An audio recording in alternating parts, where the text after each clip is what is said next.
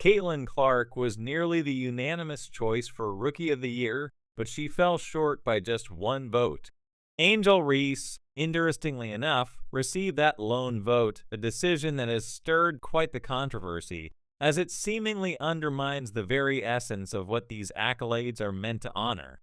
The drama further unfolds with the revelation that a celebrated WNBA legend, previously esteemed as a paragon of the sport, was implicated in a scheme to thwart Clark's rookie triumph. Until now, no one knew which seasoned player had orchestrated this plot, using bribery to influence a journalist's vote against Clark. Now exposed, this legend's clandestine envy comes to light, much to the dismay of fans who had admired her as an untouchable icon. The intrigue doesn't stop there. It appears that someone has been strategically voting for Angel Reese. Perhaps it was a single individual endorsing Reese for both Rookie of the Year and MVP. Why? Because Caitlin Clark's meteoric rise captured the limelight that had taken this legend years to accrue. Curiously, on the very day that Clark clinched her Roy Award, this legend secured the most prestigious WNBA title of the season. If you've connected the dots, brace yourself, the plot thickens far beyond a mere misvote. This is more than just sports, it's a glimpse into the underbelly of the media landscape within it.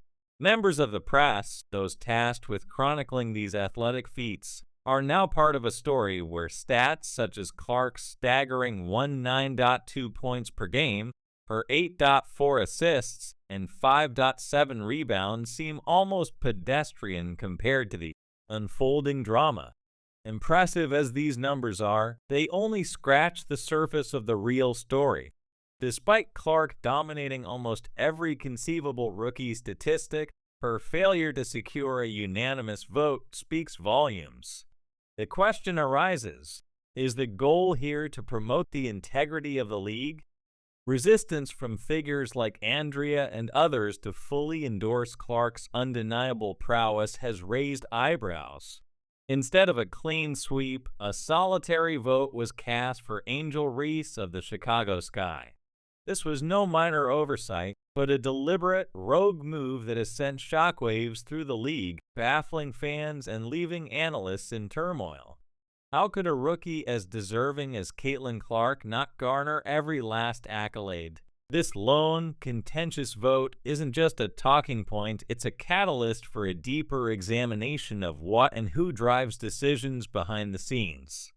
As the league grapples with the fallout, the real story may just be how one seemingly small act of defiance can reveal much larger issues within the world of professional sports. The debate intensifies around the solitary vote that broke Caitlin Clark's near-perfect Rookie of the Year Roy sweep.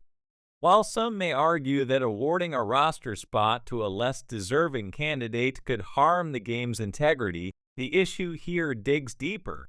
After the votes were counted, Caitlin Clark secured a stunning 66 out of 67 votes for the Roy Award, with those votes cast by a mix of 43 national sports writers and 24 local journalists from various WNBA markets. This overwhelming consensus highlights the broad support for Clark's extraordinary rookie season. However, the singular dissenting vote appears not as a simple difference of opinion, but rather as a deliberate attempt to tarnish Clark's otherwise spotless record. This wasn't a harmless deviation or a moment of rebellion against the norm. It was a strategic blow aimed right at the heart of Clark's historic season. Such an act raises crucial questions about the motivations behind this choice and the implications for the sport. When it was uncovered that this vote came from journalist Cameron Duncan, the inquiry deepened. Why would Duncan, faced with Clark's outstanding statistics, cast his vote for Angel Reese, whose season, while commendable, did not compare to Clark's record-breaking achievements? The plot thickens with rumors suggesting that this was not merely a personal choice by Duncan, but possibly influenced by WNBA superstar A'ja Wilson. Wilson, having secured every vote for the MVP award in 2024, and thus achieving a unanimous MVP win, a feat unmatched since Cynthia Cooper in 1997 might have seen an opportunity to ensure her unique achievement remained unmatched.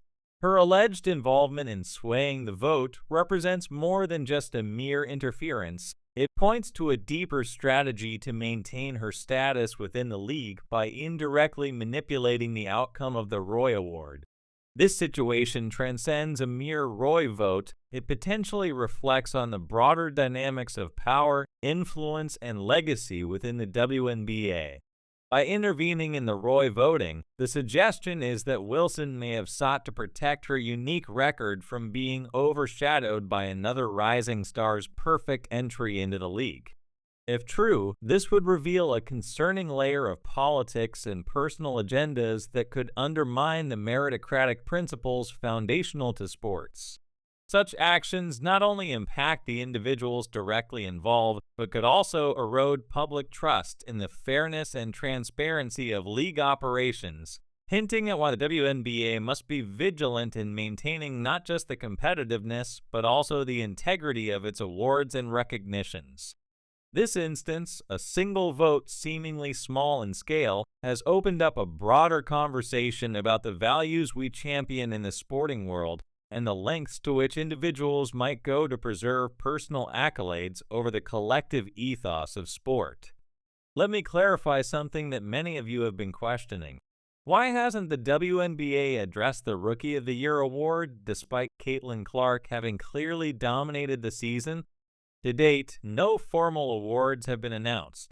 However, as Caitlin Clark's star began to rise, eclipsing other notable performances, A'ja Wilson found her own unique achievements, the ones that set her apart, like her perfect record under threat. As Clark continued to accumulate votes for the Rookie of the Year, it appeared Wilson took matters into her own hands to prevent Clark from achieving what she herself had never managed: a unanimous Rookie of the Year title.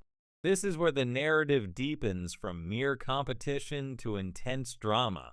The vote from Duncan wasn't merely a whimsical choice, it was a calculated move orchestrated by higher powers. It suggested that Wilson influenced Duncan to vote for Reese instead of Clark, not because Reese was the more deserving candidate, far from it, but as a strategic play to prevent Clark from achieving a flawless victory. This maneuver wasn't about Reese at all, it was about preserving Wilson's legacy and ensuring that Clark didn't become the only player to hold such a record in the league. Why don't you like Angel Reese? Why don't you like black people? You're black, I don't get it. These are the words thrown around, framing the narrative as a racial issue when, in truth, it was a calculated diversion in the game of basketball politics. Angel Reese, caught in the crossfire, wasn't truly a contender for Rookie of the Year. Her decent statistics were overshadowed by Clark's superior performance, but she served as the perfect distraction. This allowed Wilson to maintain her status unscathed while the community focused on Reese, leaving Duncan to face the backlash as Wilson strategically retreated from the fray. Now the plot is unraveling as the community connects the dots, exposing Wilson's scheme to the entire league. Amidst this controversy, voices like Molly's emerge, undermining Clark's capabilities and questioning her right to challenge the status quo. Really? So Clark can average nearly 20 points a game, but she's suddenly not good enough